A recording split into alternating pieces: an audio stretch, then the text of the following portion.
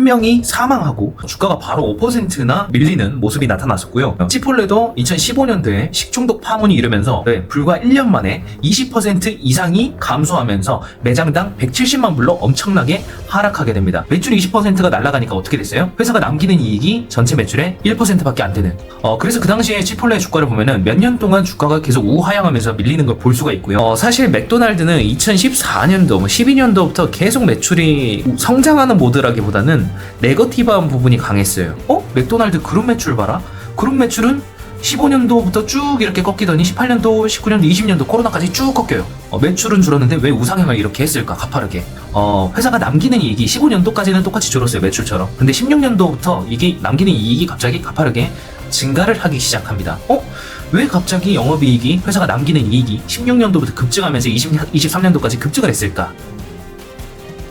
네, 여러분 안녕하세요. 아세안패스의 조혜준입니다. 최근에 이제 미국 맥도날드 햄버거에서 대장균이 검출되었는데, 근데 이번에는 유독 특이하게 한 명이 사망하고 50명 가까이 되는 인원이 입원을 했을 정도로 대단히 심각한 수준의 대장균이 검출된 걸 알 수가 있습니다. 이 정도의 수치가 과연 맥도날드에 얼마나 영향을 미칠까? 이 이슈가 기사가 나오면서 주가가 바로 5%나 밀리는 모습이 나타났었고요. 과거에 이제 치폴레라는 브랜드가 있어요. 치폴레도 2015년도에 식중독 파문이 일으면서 치명적인 영향이 있었어요. 그 당시에 실제 치폴레의 연간 매장별 평균 매출액을 보면은 2015년도에 식중독이 터지기 전에 매장당 220만 불의 매출을 냈습니다. 약 25억 원 정도의 매출을 내었는데, 연간 매장 하나에서. 근데 이게 2016년도에 불과 1년 만에 20% 이상이 감소하면서 매장당 170만 불로 엄청나게 하락하게 됩니다. 한 기업에서, 특히 F&B, 매장을 운영해서 돈을 버는 F&B 기업이 매장당 평균 매출액이 20%나 떨어졌다는 것은 거의 영업이익을 다 반납했다라고 볼 수도 있는 거예요. 그 당시에 매출이 엄청나게 떨어지니까 연간 새로 오픈하는 매장 수도 그 이후 년도, 17년도, 18년도까지 계속 이렇게 줄어드는 모습을 보였습니다. 그래서 성장의 엔진이 불이 붙다가 꺼져버리는, 오히려 침체로 꺼져버리는 그런 상황이었죠. 과거 실제 당시 치폴레의 매출이나 손익 실적을 보면은 더 자세히 알 수 있습니다. 15년도만 하더라도 전체 매출의 합계가 45억 달러였습니다. 그리고 회사가 인건비, 급여, 비용 다 쓰고 나서 남기는 이익이 이 전체 매출 45억 달러에서 17%나 남겼습니다. 기존에, 그 전에만 하더라도 계속 17%씩 이렇게 남겼었는데, 매출도 12년도 27억 달러에서 13년도 32억 달러, 14년도 41억 달러 이렇게 계속 성장하고 있었거든요. 근데 15년도에 식중독 파문이 한번 터지면서 16년도에 바로 매출이 엄청나게 날아가 버립니다. 20% 가까이 매출이 날아갔고요.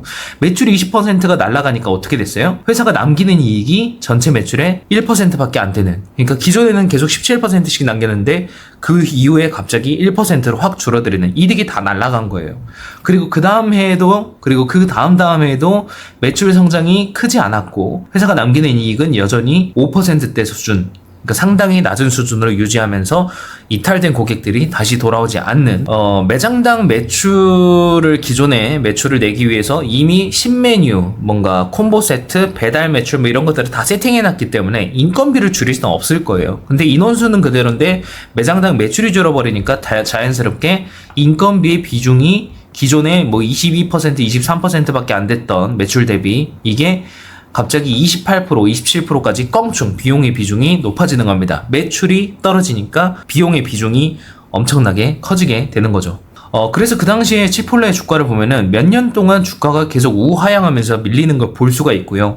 심지어 이 당시에는 치폴레가 실제 남긴 이득, 이 영업이익에서 대부분을 사용해가지고 자사주를 매입하면서 주가를 방어했음에도 불구하고 주가가 계속 우하향으로 밀렸거든요. 그래서 그 정도로 치명적인 이슈가 이 식중독이나 대장균, 이 음식과 관련돼서는 이런 것들이 정말 심각한 문제입니다.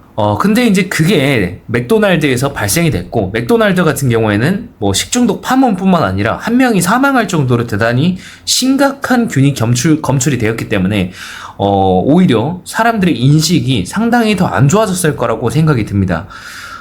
사실 맥도날드는 2014년도, 12년도부터 계속 매출이 성장하는 모드라기보다는 네거티브한 부분이 강했어요. 햄버거의 맛도 뭔가 특별한 차별화가 없어서 다른 경쟁 브랜드들이 계속 치고 올라오는 이런 상황이었던 거죠. 그럼에도 불구하고 맥도날드는 과거부터 이 14년 이후부터 계속 매장 수는 조금씩 계속 점진적으로 올라갑니다.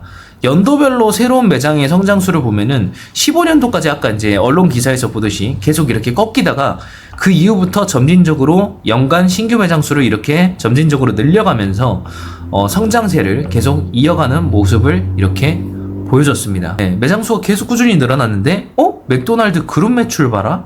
그룹 매출은 15년도부터 쭉 이렇게 꺾이더니 18년도, 19년도, 20년도 코로나까지 쭉 꺾여요. 그러다가 21년도, 22년도, 23년도에 다시 소폭 반등하는 모습. 하지만 여전히 매출액은 2013년도, 14년도보다 더 낮은 수준을 기록을 하고 있는 그런 상태예요. 근데 왜 맥도날드의 주가는 이렇게 계속 과거부터 지금까지 매출은 줄었는데 왜 우상향을 이렇게 했을까? 가파르게. 회사가 남기는 이익이 15년도까지는 똑같이 줄었어요. 매출처럼. 근데 16년도부터 이게 남기는 이익이 갑자기 가파르게 증가를 하기 시작합니다.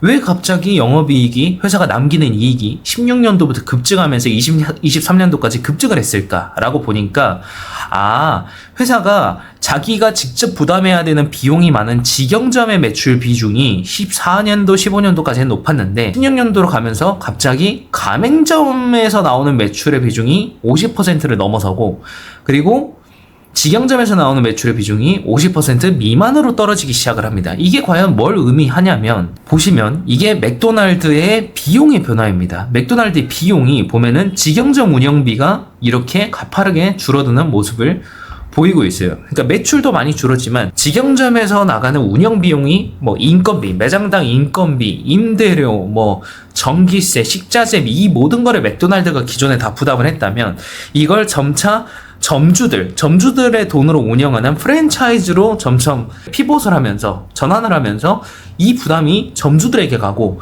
본사의 입장에서는 이 점주들만 관리하면서 점주들이 버는 이익의 7% 매출이 높게 나오면 매출 대비 15% 이렇게 높은 수준의 임대 매출을 발생을 시키면서 가맹점의 비중을 높이고 회사가 직접 운영하는 비중을 줄이면서 회사의 비용이 덜 들어가니까 오히려 마진은 더 남게 되는 매출이 줄었음에도 불구하고 이런 형태가 일어나기 시작한 거죠.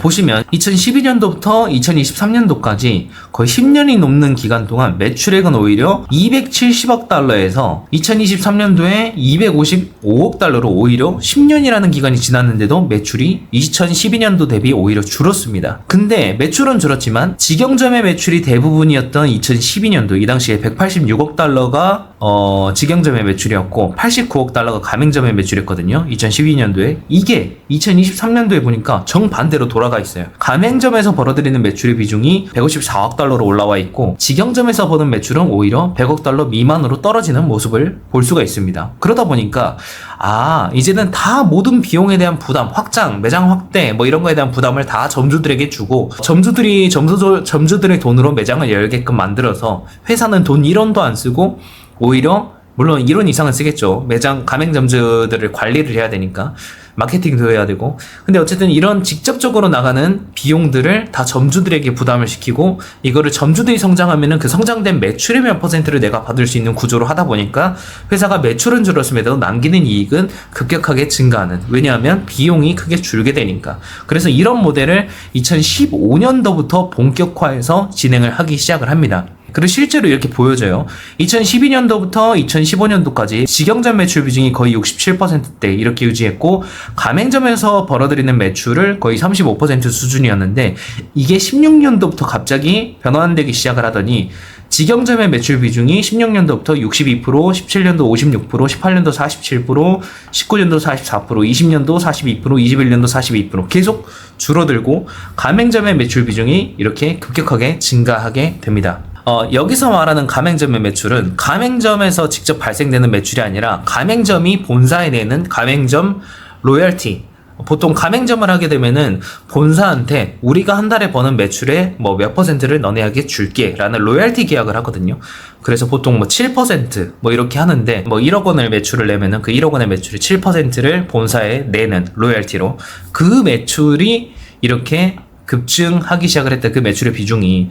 근데 맥도날드 같은 경우에는 이 가맹점을 통해서 벌어들이는 매출이 로열티 말고도 하나가 더 있습니다. 그게 뭐냐면 임대료도 있습니다. 실제로 연간 그 가맹점을 통해서 벌어들이는 매출의 성장세를 보면은 되게 가파르게 올라가잖아요. 89억 달러의 매출을 가맹점을 통해서 냈는데 이게 23년도에 154억 달러로 거의 2배 가까이 증가를 하거든요. 근데 그 증가하는데 1등 공신을 했던 게 임대료입니다.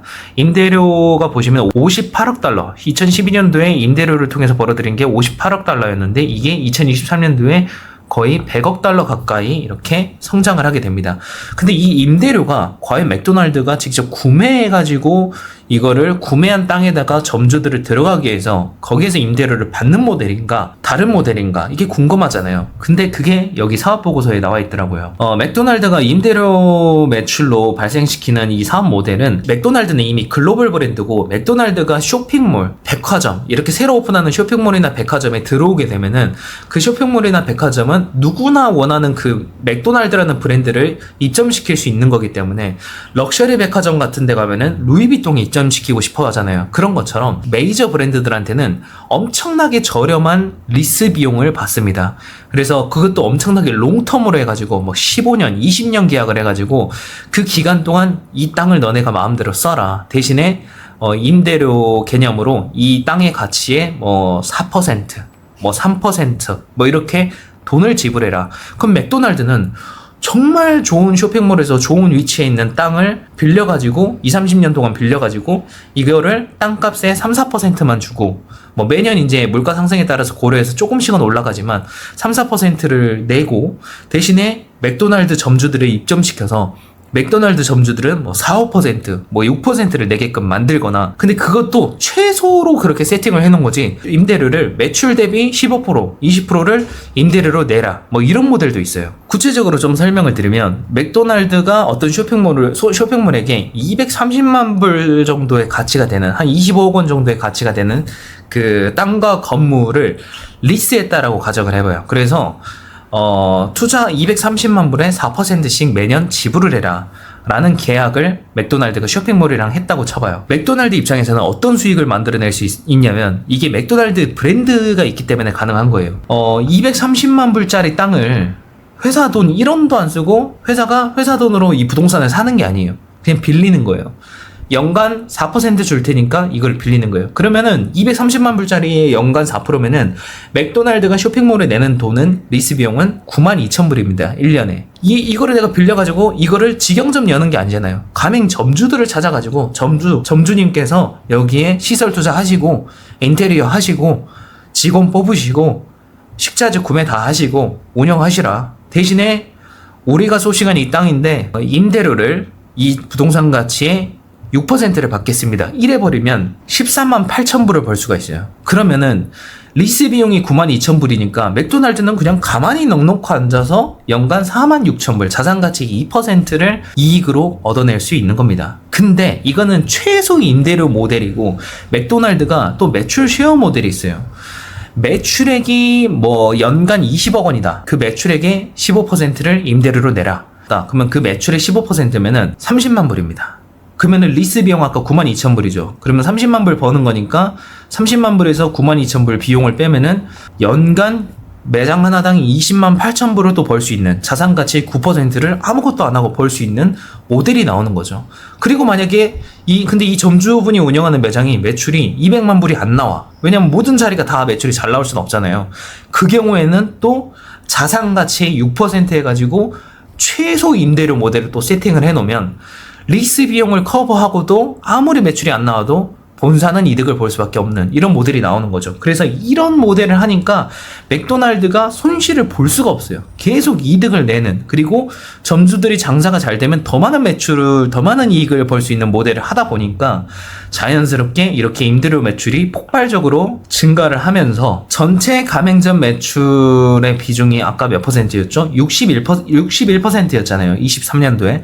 그 안에서 거의 60-70%를 이 임대료로 벌어들이는 사업을 만들게 된 겁니다. 그래서 이런 수익 모델을 빌드업한 게 2015년도 이후부터 신전략을 통해서 이 모델로 빌드업을 했다. 그래서 매출은 줄었지만 남기는 이익은 훨씬 늘리고 본사가 가져가는 부담을 훨씬 줄이는 모델을 만들어내게 된 거죠. 그래서 코로나 때도 오히려 맥도날드 본사한테는 타격이 별로 없을 겁니다. 맥도날드를 오픈한 점주들이 엄청난 손실을 입었을 거예요. 임대료를 계속 내야 되니. 그래서 정리하면은 맥도날드는 이제 15년도 이후부터 직접 비용과 리스크 부담, 이게 코로나나 이렇게 갑자기 장사가 안 됐을 때 본사가 입을 리스크가 커지니까 그 부담을 줄이기 위해서 직영점 매출을 15년도부터 엄청나게 줄여가기 시작을 했고, 가맹점주들을 통한 임대료 매출 비중을 크게 확대를 시켰죠.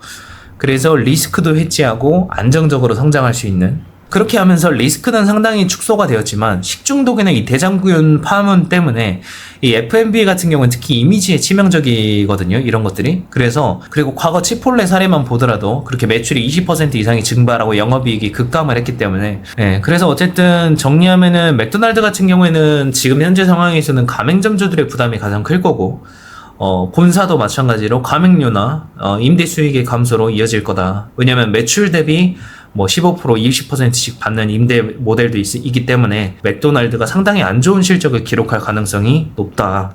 맥도날드도 아마 그럴 겁니다. 치폴레가 그랬거든요. 그때 그때 식중독 파문 이후에 마케팅 비용을 엄청나게 늘리고 자사주 매입을 늘리면서 주가를 엄청나게 방어하고, 마케팅 예산이랑 뭐 1+1, 뭐 50% 할인 이런 것들을 하면서 이탈한 고객을 다시 불러오려는 노력을 엄청나게 했지만 영업이익의 회복은 여전히 그렇게 빠르게 할 수가 없었어요. 그래서 맥도날드도 물론 그런 전략, 뭐 1+1 또는 뭐 엄청나게 할인된 가격, 뭐 런치의 특별 이벤트 이런 것들을 하면서 사람들을 다시 불러오긴 하겠지만 부정적인 매출을 기록할 가능성이 있다. 네. 근데 저만 해도 맥도날드 대장균 이슈 저거 보고 한 명 사망했다는 글을 보고 나서 맥도날드를 안 가고 있거든요. 저번 주까지만 하더라도 거의 일주일에 한 3-4번씩 맥도날드를 갔는데 지금 아예 안 갑니다. 그래서 한동안 안 갈 것 같고, 그리고 괜히 또 재수없게 또 제가 걸려가지고 제가 또 대장균 걸리면은 얼마나 억울합니까? 그래서 이런 생각들을 누구나 할 것 같아요. 특히 요즘 웰빙의 시대에서, 건강을 따지는 이 시대에서 상당히 심각한 이슈지 않을까. 그리고 제가 지금 저번에 말씀드린 것처럼 미국이라는 시장에 대해서 좀 더 자세히 알아가고 싶다. 미국의 달러 통화가 전 세계적으로 거래되는 비중이 계속 동일한 비중으로 유지가 되고 있는지, 아니면 이게 줄어들고 있는지, 캘리포니아주 하나가 영국의 GDP와 비슷한 수준의 경제 규모임을 알고 계셨나요? 그러니까 이런 것처럼 되게 다양한 미국이라는 시장을 더 쪼개서 더 자세히 알아볼 수 있는 미국에 대한 거의 모든 것이라는 전자책을 지금 제가 만들고 있습니다. 2024년도 12월 말에 출판 예정이니까요. 댓글에 있는 링크에 들어가셔서 관심 있는 분들은 사전 예약 알림 신청을 해주시면은 이게 출판이 됐을 때 가장 먼저 알림을 보내드리고, 알림 신청을 하신 분들에 한해서는 15%씩 할인된 가격으로 만나보실 수가 있습니다. 앞으로도 이런 유익한 컨텐츠를 계속 받아보고 싶다면 구독과 좋아요, 알림 설정 부탁드리고요. 오늘 컨텐츠 여기서 마치겠습니다. 감사합니다.